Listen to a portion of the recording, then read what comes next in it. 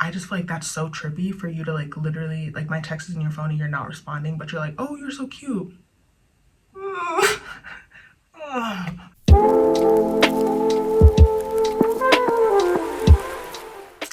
welcome back to my channel.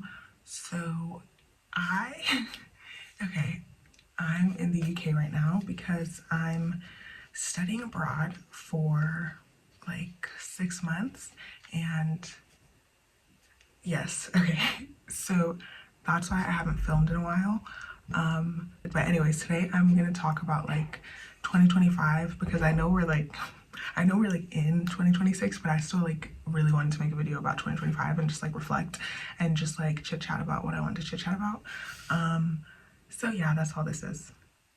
I'm gonna try to just speak on what I want to speak on and not try to make it a TED Talk, but also I just kind of love the TED Talk format of like, let me tell the, like, let me help the world, you know what I mean? So the first thing was like, I just like realized like the effect that it has, like entertaining stuff that's like not actually for me. And I think when I was younger, I didn't really know the difference because it was so habitual.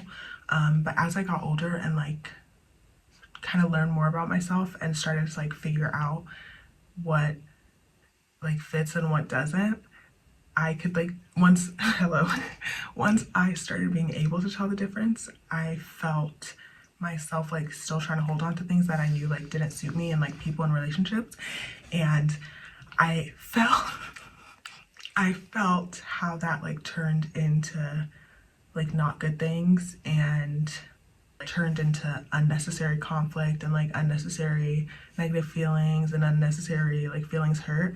So just like in the future, I'm really trying to like not force things when I like when that little sensor goes off like pretty early in the beginning, and I'm like, no, this is this is questionable. I'm trying to like hold myself to that and stay on it. Tied in with that, another issue I was having with like just holding on to a bunch of things that I knew I wasn't supposed to was that like I would pour into these things and these people and these relationships, and then I would pretend that it wasn't a big deal, but then I would just get like super attached and my feelings would be and then my feelings would be hurt.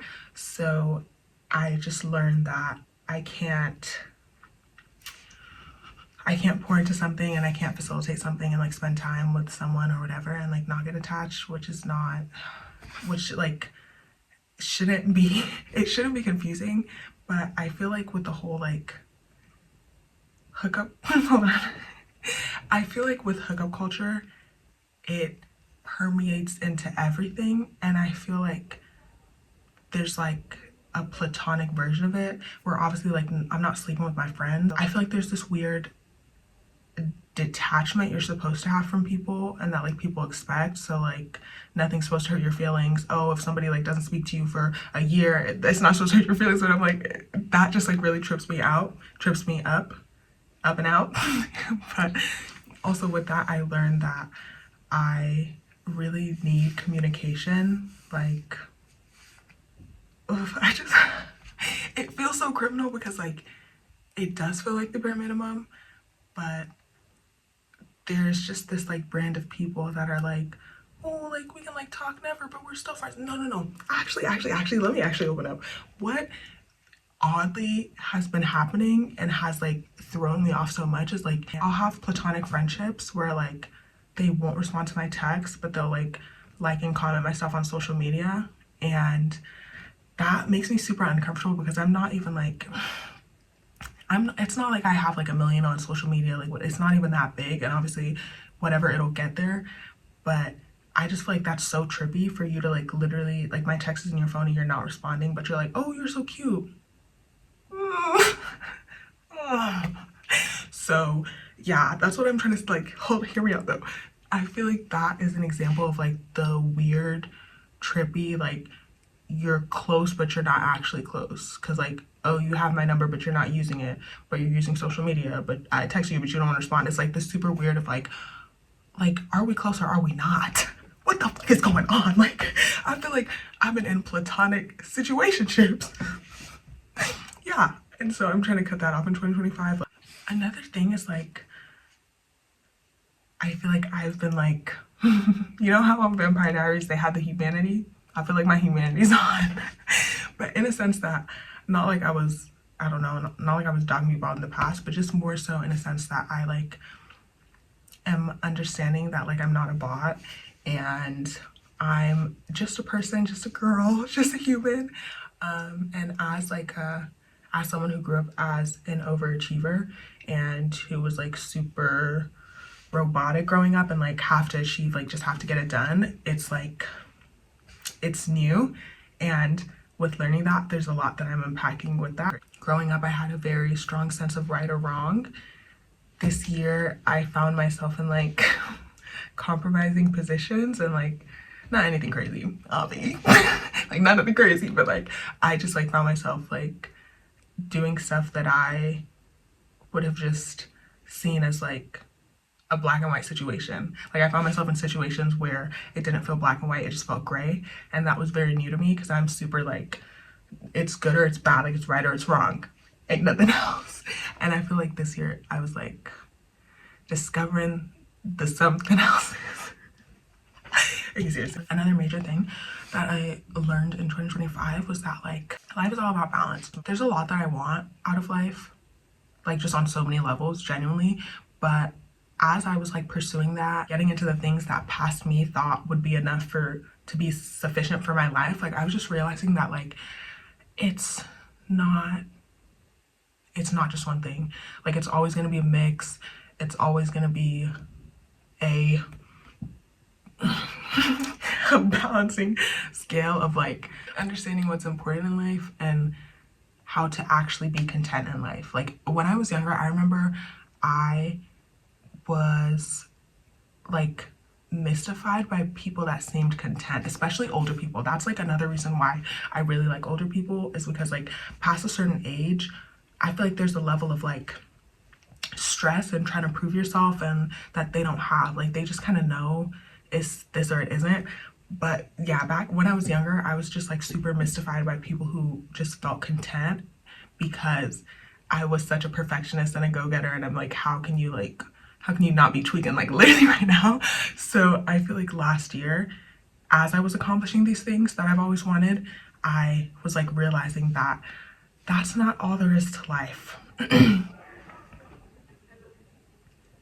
The walls are thin, so I don't know if you hear them, but that's not all there is to life. Like life is about living it, and you don't live it in just one sector. You have to do it all, like, you know what I mean? You have to pour into relationships, and you have to pour into success, and you have to pour into yourself, and you have to be healthy, and like that's how you're gonna be okay. And just understanding that there's only so much you can do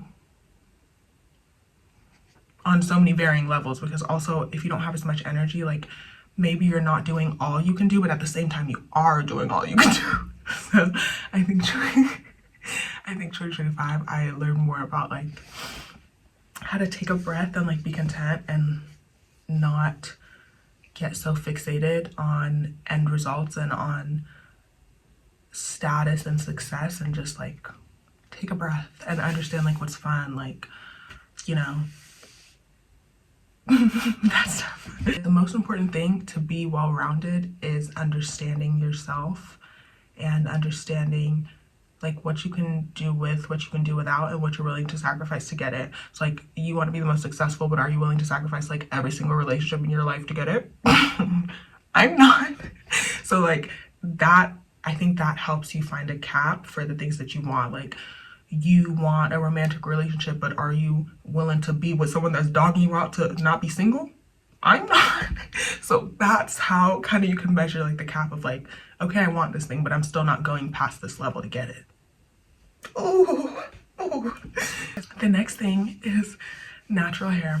So for the summer, I was natural all summer, like don't play with it. And I just like realized that I don't like my natural hair.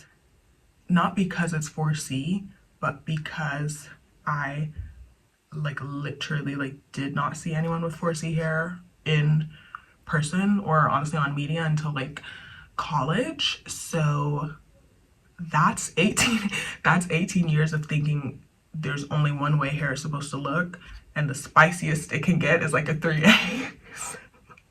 So I was kind of feeling like guilty for not liking my natural hair, but it just makes so much sense. Like I didn't see it at all. It wasn't associated with beauty. Like there's a million things to unpack as to why I don't like my natural hair, but I'm learning how to take care of it, and I feel like that matters most. And I do want it longer. I do. But either way, I just kind of like take my L, and it's not an L.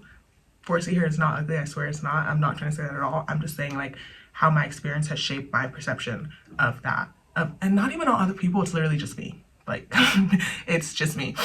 Like in lieu of, oh, like loving my hair and as like other people do, I'm just trying to like take care of it. And I feel like the more I take care of it, the more we can get closer to like, you know, liking it and then loving it and then yes. But the summer, it definitely was interesting, like just having my hair out and not switching between braids. And it definitely added like I feel like it helped me grow with my relationship with my natural hair. Like, yeah. Another thing I learned that was, I haven't like, it's not fully ingrained in me, but I was literally just thinking about it. Like, I literally do not have to be good at what I do. There are so many people who are so successful and have so much money that are not, that are just not good at what they do. And I'm always like freaking out and like psyching myself out because I'm like, oh, it needs to be perfect and I need to do the best and but like, there are multiple ways to go at something. Obviously, I want to learn, I want to grow, and I want to get better and like be talented. But worst comes to worst, like life is still gonna go on. Like I don't have to, but yeah. I've talked about this before, but I just love the topic because I feel like it's so juicy. So, owning your desires. I feel like it's so interesting, the idea that like your most vulnerable spot is the thing that you lie about the most. So if I'm like, I don't want cake, I think cake is horrible, and then tomorrow someone presents me with a nice slice of carrot cake, I'm gonna fold and I'm gonna start tweaking. And I just think it's so tea. Like I think it's so interesting that like when you're not honest about something and when you're not honest about what you want, it just makes it so much easier for someone who can say that you actually want that thing to like play in your face. And obviously not in a good way, like I don't like people getting played, but I just think it's a cool concept. But yeah, that's all for now. I'm gonna post part 2 of my Omegle vid later this week. And that's all.